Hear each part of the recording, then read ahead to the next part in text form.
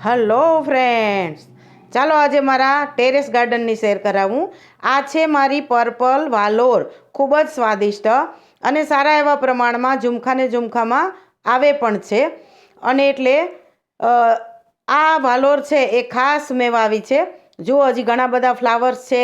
કૂણી વાલોરની નાની નાની શીંગો પણ તમને દેખાતી હશે. આ રીંગણ અને વાલોરનો છોડ છે એ એક જ કુંડામાં વાવેલા છે. વાલોરનો આમ તો વેલો ગણાય.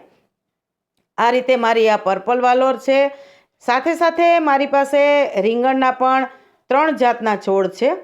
એમાં એક કાળા ગોટા, એક આવા પર્પલ ગોટા અને એક ઝુમખા જે ભરેલા રીંગણા થઈ શકે. આ ગોટા જુઓ, એમાં હજી ઘણા બધા ફ્લાવર અને નાની નાની કળીઓ પણ આવેલી છે.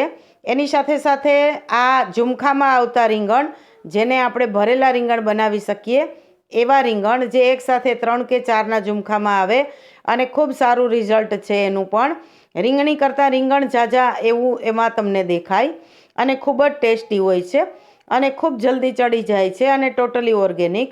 તો આવા રીંગણ પણ સારા એવા પ્રમાણમાં આ વખતે અમારા ટેરેસ ગાર્ડનમાં આવ્યા છે. અમે એનો ઉપયોગ પણ કરતા રહીએ છીએ. આ રીતે ઓર્ગેનિક શાકભાજી ખાવાની મજા કંઈક ઓર જ હોય છે મિત્રો. જ્યાં જગ્યા મળે ત્યાં થોડાક આવા ઓર્ગેનિક શાક વાવવાનો પ્રયત્ન આપણે કરવો જોઈએ. જુઓ, આ સરગવાનો છોડ છે. કુંડાની સાઈઝ પ્રમાણમાં મોટી છે, પણ જમીન જેટલું પોષણ ન મળે. હવે આ મેં ડાળખી વાવેલી હતી એટલે છોડ હજી નાનો છે, છતાં ફ્લાવર્સ ઘણા બધા આવી ગયા છે. પણ મને ખબર છે કે એમાં શીંગો મોટી નહીં થાય, તો હું એના ફ્લાવર્સનો પણ ઉપયોગ કરીશ ભાજીની અંદર, રાયતાની અંદર, શાકની અંદર. અને એની અંદર પણ મોરિંગાના એટલે કે સરગવાની શીંગના બધા જ ઔષધિ ગુણ છે એ આપણને મળી રહેતા હોય છે. પાંદડાનો પણ આપણે ઉપયોગ કરી શકીએ છીએ. આ છે મરચી. આ મીડિયમ તીખા એવા લાંબા મરચાં છે, પેરોટ ગ્રીન કલરના થાય છે. એ મરચીનો આ છોડ છે. બીજો એક ઝીણી મરચી જે અતિશય તીખી હોય એનો છોડ છે. હવે એમાં તો 2 મરચાંમાંય આપણી ચટણી થઈ જાય, એટલા ખૂબ જ જોરદાર તીખા હોય છે. આ સુરતી પાપડીનો એક વેલો છે.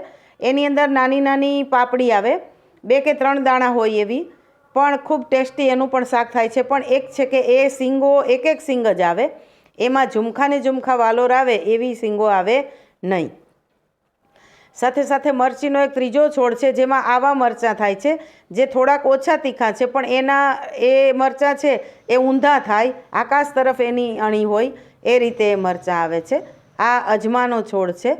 મારી પાસે ઘણા બધા આવા ઔષધિ છોડ પણ છે અને એ પણ આપણે કાયમ એના પાન છે એ ખાવા જોઈએ. આ મારી પાલક, 2 કુંડામાં મારી પાલક મેં વાવેલી છે અને એટલી બધી હેલ્ધી છે કે આ 2 કુંડામાં મને આખા શિયાળામાં અઠવાડિયામાં 2 થી 3 વખત ભાજી ખાવા અમને મળે છે અને પૂરેપૂરી ઓર્ગેનિક અને ખૂબ જ ટેસ્ટી. ભીંડાનાય હજી 4-5 છોડ છે.